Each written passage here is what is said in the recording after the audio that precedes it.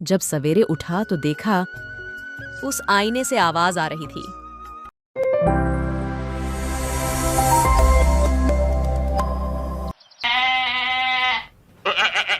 एक जंगल में कालू नाम का एक व्यक्ति रहता था। वह बहुत गरीब था। वह अपना घर परिवार के खर्च मजदूरी करके ही करता था। एक दिन वह सुनसान रास्ते से कहीं जा रहा था। उसे रास्ते में एक पुराना महल दिखाई दिया। कालू उस महल में चला जाता है। अंदर आने के बाद उसे एक आईना दिखा। वह उस आईने को उठाकर ले आया और घर आकर सो गया। जब सवेरे उठा तो देखा उस आईने से आवाज आ रही थी। उठो कालू, मैं एक जादुई आईना हूँ। मैं कई दिनों से उस महल में कैद थी। आज तुमने मुझे आजाद करवा दिया। अब मैं तुम्हारी गरीबी को दूर करने में मैं तुम्हारी मदद करूंगी। ये आईना बोल सकता है। सुनो कालू, तुम्हारे गांव के बाहर एक गुफा है। वहां पर खजाना है। मैं तुम्हें वो खजाना दूंगी। इससे तुम अपनी गरीबी मिटा सकते हो। लेकिन ध्यान रहे, उस खजाने का सदुपयोग करना है। अपने साथ साथ गांव वालों की भी गरीबी दूर करना, सबकी मदद करना।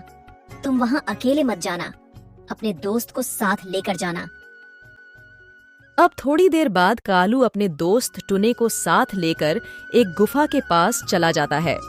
कालू का दोस्त बोलता है, अरे यहाँ तो कोई रास्ता आगे नजर नहीं आ रहा।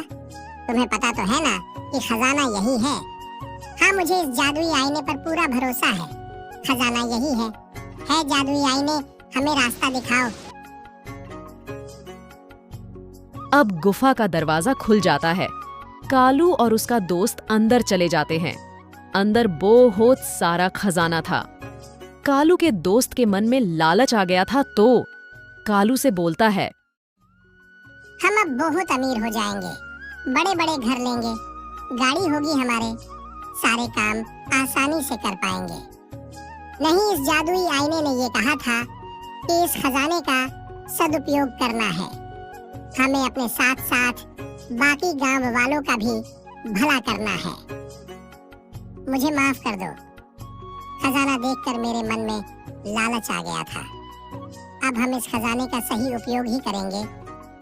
अब दोनों उस खजाने को निकाल लाते हैं और बाहर आ जाते हैं। उतना ही खजाना वहां वापस आ जाता है गुफा में।